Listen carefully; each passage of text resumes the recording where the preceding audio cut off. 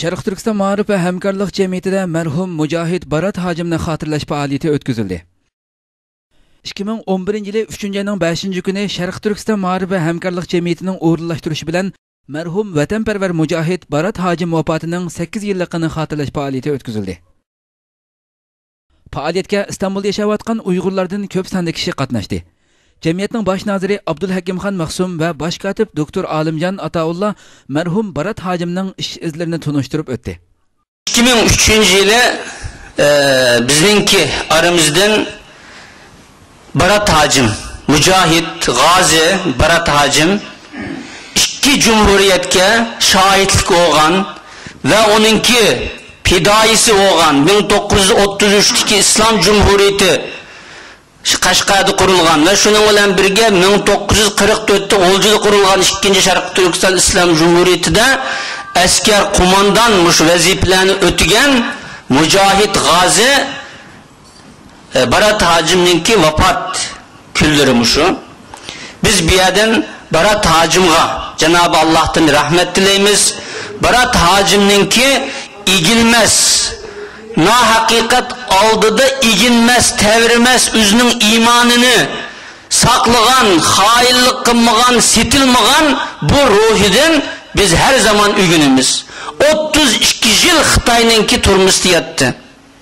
Bir kıtımma üzününki biraderlerini birlik hizmet kılan insanlarını satmadı. Özünün imanıdan vazgeçmedi. Turmuda namaz ve kaza kılmaganlıkını, bir gün rozu tutup bir gün iftar kılgan asasında özünün hayatını devam etkizgenlikini diyen idi. Muşundaq bir zat, belki köp okumagan, ama lekin emili arkalık hakiki Müslümanға, bir mümingi yakışıdığan, yarışıdığan bir Müslümanlık hisletini ada kılgan bir mücahidimiz, bir gazimiz. Barat hojim 32 yıl turmuda yattı. Turmudan çıkan çağda 30 kilo, 29-30 kiloga çıkıp kaldı. Boyu 1 metre 90 santimetre turuluk 27-29-30 kiloga çıkıp kaldı. Şunda kıyınçılıklarını köydü. Ama özününki imanını, özülen billah mücadele kılan, cihat kılan, faaliyet kılan kırındaşlarını satmadı. Ve hakiki bir müminga yarışıdığan hislet bilen hayatını ötküzdü. Çetelge çıktı. Yani bu hisletini devam etküzdü. Etrafta Şarkı Türkistanlılarının içinde kövengen naçar illetlerge onun aldıda karıştırdı. Aldıda manın emeli çonken, manın nami çonken dep boyun egmey bir hatalıkını köysem hakkının hatası Uygurlarının ki nimana defsendik kılısen dep aşunda ahlaksızlık ve Uygurlarının içinden naçar kılıkını kılan çoğlağımı yeri de onunla karşı turdu. Her yüz ma adamның namı çoğunken, ma adamның pulu çoğunken dep boyun egmedi. Özününki toğırlıkı, hakkının yenide turduğan bu şunda semimiliki, dağdan fikri, özününki hakiki, ravuruz düşüncesi bilen hayatını ötküzdü. Bu bizning örnek alıdığan en çoğun tarifi. Biz muş Barat hojimdan okumagan bolsunmu, Ama emeli arkalık özünün hayatıda bir müminga, bir Müslümanga, bir mücahitga, bir gaziga yarışıdığan hisletini biz özümüzün hayatıga örnek kılışımız lazım. Bizim içimizden muşundak barat hacimlarının, muşundak gazilarının, muşundak mücahitlarının çıkışı Cenab-ı Allah'tan tileyimiz. Cenab-ı Allah'a barat hacim, Cenab-ı Allah'tan barat haciminin ki günahlarını affı kılışını, mağfiret kılışını, makamını cennet kılışını tileyimiz. Merhum Barat Hacim 1933 yılı Qashqarda qurilgan Sharq Turkiston Islom Cumhuriyeti ve 1944 yılı G'uljuda qurilgan Sharq Turkiston Cumhuriyetining shahidi. Shundaqla bu cumhuriyetlarning qurilishi jarayonida askar va qo'mondan bo'lib alohida xizmat ko'rsatgan. Keyingi yillari Xitoyning qorong'u turmalarida 32 yil yotgan va Xitoyning qiyin qistoqlarga bardoshlik berib, hargizmi bosh egmagan qahramon kishi edi.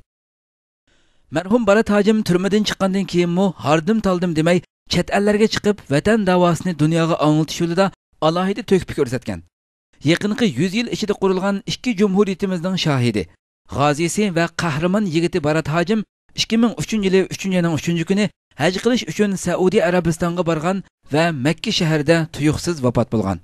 Xitoyning qorong'u turmalarida 32 yil yetibmi Xitoy zolimlariga qilchi bosh egmagan tez pukmas mujohid Qahramon Barat Hacimni har doim minnat bilan yod etamiz va marhumning hayot faoliyatlarini eslab turamiz. Janobi Alloh marhumning gunohini mag'firat qilg'ay, yotgan yerini jannatda qilg'ay. Bu faoliyat yana pishqadam jamoat arbobi Abduqodir Yapchan Xitoyning zulm va besimlari to'g'risida so'z qilib, o'zining turma hayotini va o'z ko'zi bilan ko'rgan Xitoy qiyin qistoqlarini so'zlab berdi. Bizning bir qancha qarindoshlarimiz chet elda yashayotgan Turkiya ichi va sirtida yashayotgan qarindoshlarimiz mening bir qo'l suhbatlarimdan bo'libmi Xitoyga bo'lgan qarashimdan bir oz oshirib Xitoyni ayblashda deydigan tushuncha borki, bugun men shu nuqtada qisqagina uzib o'zim uchragan narsalar, o'zim ko'rgan narsalarni sizlar bilan paylaşmoqchi. Bugün sizlerden çoğu bu şahta sözleşmekçi.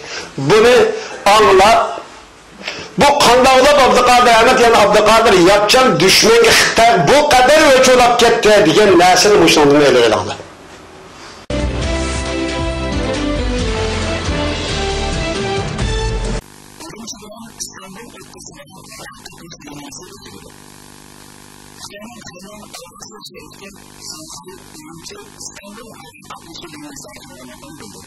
Ürümçi bilan İstanbul o'ttirisida bevosita havo qatnash liniyasi ochiladi. Xitoyning Xaynan Avasiya shirkati Shanxay, Ürümçi, İstanbul havo qatnashi liniyasi ochadiganligini bildirdi. Xabar torbatlarining Xaynan Avasiya shirkatining amaldorlaridan naql qilib bildirishicha, Shanxay, Ürümçi, İstanbul o'ttirisida havo qatnashi boshlash uchun munosabatli o'rinlar bilan jiddiy xizmat ishlanib o'tibdi. Xaynan Avasiya shirkati 7-oyning 5-idan tortib haftada 2 qatim safar qilishni planlagan.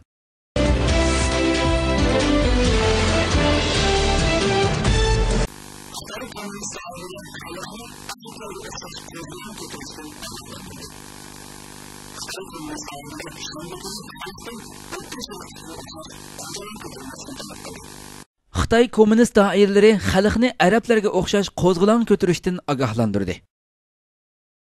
Xitoy kommunist doiralari shanba kuni xalqdan o'rta sharqdagiga o'xshash qo'zg'olon ko'tarmaslikni talab qildi. Xitoy kommunistlarining tashviqotini qiladigan kundalik gazetining torbat xabariga qaraganda, Xitoy amaldori Wen Jiabao ijtimoiy muqimlikka kafolatlik qilish to'g'risida to'xtamay jar solgan. Xitoy kommunist doiralarining xalqni qo'zg'olon ko'tarmaslik to'g'risida ogohlantirishi Xitoyning 11-navbatlik atalmish xalq qurultiyi 4-umumiy yig'inining ochilishiga to'g'ri keldi. Xitoy kommunistlari hozir o'rta sharqda yuz berayotgan hokimiyatga qarshi xalq qo'zg'olonining Xitoyga ta'sir ko'rsatishidan va Xitoy xalqining arablarga o'xshash qo'zg'olib ketishidan andisha qilmoqda. Beijing va Shanxayga o'xshash cho'ng shaharlarda bexatarlik tadbirlarini kuchaytirish uchun soqchi va askarning sonini ko'paytib, xalq ommasini qattiq kuzatib kelmoqda. Xabarda bildirilishicha, Beijingning bayonotchisi Wang Hui Xitoyda yuz berish ehtimoli bo'lgan Yosiman inqilobining hech qanday natijaga erisha olmaydiganligini da'vo qilgan. Boshun to'rbekti Xitoy xalqini har yakshanba kuni Xitoyning 18 shaharda hokimiyatga qarshi namoyish qilishga chaqiriq qilgan edi. O'tgan hafta Boshun to'rbektining chaqiriqiga ovoz qo'shib, Beijing va Shanxayda ko'p sonda kishi namoyish qilishga tayyor bo'lgan bo'lsa-mu, Bu ahvoldan qattiq aloqazada bo'lgan Xitoy soqchilari tarafi namoyishni qattiq bostirib, nurg'un kishini qo'lga olgan edi. Egallanishicha, Xitoylar hozir internetda davomli Yasiman inqilobi haqida bas munozara qildi ekan. Xitoyning Beijing va Shanxay shaharlaridagi Xitoylarda qo'llarida yoki so'mkalarda Yasiman gullarini ko'tarib mangdiganlarning soni ko'paygan. Yasiman gulini ko'tarib mengish modaga aylangan. Sarosimaga tushgan Xitoy zolimlari internetga bir turkum cheklamalar qo'ydi.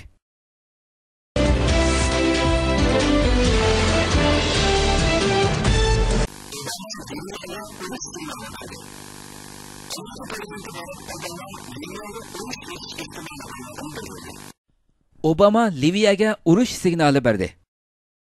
Amerika prezidenti Barack Obama Liviyada puhralarga qarshi qattiq qo'lliq qilishning to'xtatilishi uchun Amerika va xalqaro kuchlarning Liviyaga qarshi darhol harakatga o'tish uchun tayyor bo'lishi kerakligini bildirdi.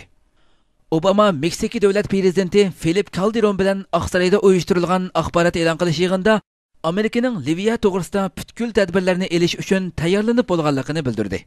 Colonel Gaddafi needs to step down from power and leave. There is a danger of a stalemate that over time could be bloody. Amerika prezidenti Obama Liviya havo sohasining aeroplan uchish cheklangan rayon deb e'lon qilinishining Amerika uchun Liviyaga qarata tanlash yo'llaridan biri ekanligini bildirdi. Qazzofining muxoliflarga qarshi qattiq qo'lliq qilayotganligiga g'azablanganligini ifodalagan Obama BDTning Liviyaga qarshi embargo yurgizish qarorini maqtadi.